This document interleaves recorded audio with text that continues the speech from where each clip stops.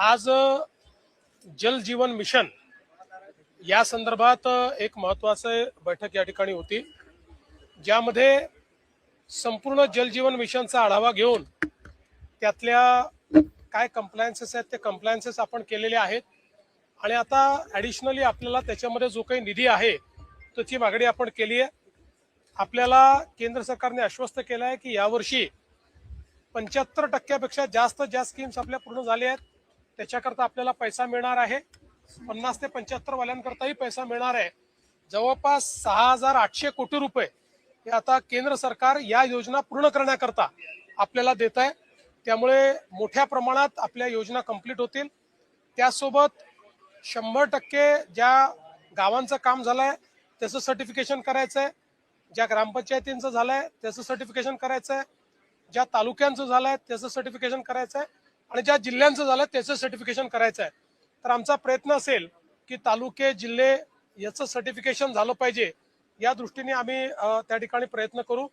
यासोबत काही राज्य सरकारच्याही अडचणी होतात त्या देखील आम्ही त्या ठिकाणी मांडलेल्या आहेत। सोबतच जे काही प्रधानमंत्री कृषी सिंचाई योजना आहे त्या अंतर्गत आपल्याला ज्या काही स्कीम्स मिळालेल्या आहेत त्याचाही आढावा आम्ही घेतलेला आहे आणि त्यातही अधिकचे जे काही पैसे आपल्याला पाहिजे आहेत ते पैसे आपण त्या ठिकाणी मागितलेले आहेत, त्याची सकारात्मक चर्चा झाली आहे।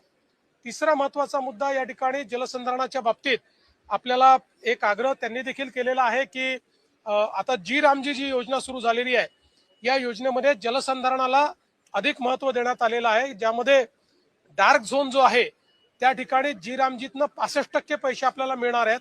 सेमी डार्क झोन जो आहे, सेमी क्रिटिकल ज्याला म्हणतो, तिथे जवळपास 45% मिळणार आहेत आणि बाकी 30% मिळणार आहेत।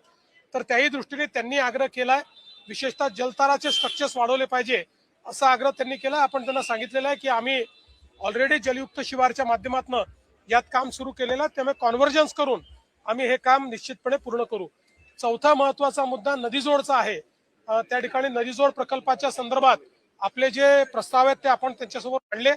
त्यांनी सांगितलं की CWCचा क्लिअरन्स करून हे प्रस्ताव आमच्याकडे आल्यानंतर आम्ही सकारात्मक याच्यावर विचार करू। माननीय मंत्री महोदयांनी सांगितलं की माननीय प्रधानमंत्री मोदयांनी हे मॅन्डेट दिलंय की इंटरस्टेट रिव्हर लिंकिंग मध्ये राज्यांमध्ये सहमती होत नाही, त्याला वेळ लागतो, त्यामुळे राज्याच्या अंतर्गत जे नदीजोड प्रकल्प आहेत त्याला प्राधान्य दिलं गेलं पाहिजे। त्या दृष्टीने आता आपले प्रकल्प CWC पर्यंत पोहोचले आहेत, त्याच्या क्लिअरन्स नंतर मग केंद्र सरकारकडे त्याच्या फंडिंग जो पॅटर्न आहे त्या संदर्भात जी चर्चा आहे ती होईल, त्यातही सकारात्मकता जी आहे ती दाखवण्यात आलेली आहे। एक जण एका वेळी जलजीवन मिशन मध्ये अनेक भ्रष्टाचार झाल्यामुळे अनेक ठिकाणचे पैसे थांबले गेले होते, अशा सातत्याने तक्रारी। जल जीवन मिशन मध्ये काही अपूर्णता होत्या। राज्य सरकार केंद्र सरकारने एकत्रित बसून एकेका स्कीमचा आढावा घेतला। जवळपास या ठिकाणी 90% स्कीमचा आढावा पूर्ण झाला, त्याच्यातल्या डेफिशियन्सीज काढल्या। काही ठिकाणी सोर्सेसचे प्रॉब्लेम होते, ते सोर्स स्ट्रेंथनिंग करतो आहोत, ज्या डेफिशियन्सीज आहेत ते आपण पूर्ण करतो आहोत। त्यामुळे आता जे काही काम पुढे होत आहे ते सगळं क्वालिटीचं करायचा पूर्ण प्रयत्न आपला आहे। सर, ज्या निकृष्ट दर्जाची कामं ज्या कॉन्ट्रॅक्टदारांनी केलेली होती त्या कॉन्ट्रॅक्टदारांवरती काही कारवाई सरकारनं ऑलरेडी त्या संदर्भात कारवाई सुरू झाली। सर, मॅरेथॉन मीटिंग सुरू आहे, यानंतर पुढे कुठे काय? आता आमची गृहमंत्री साहेबांसोबत आपल्या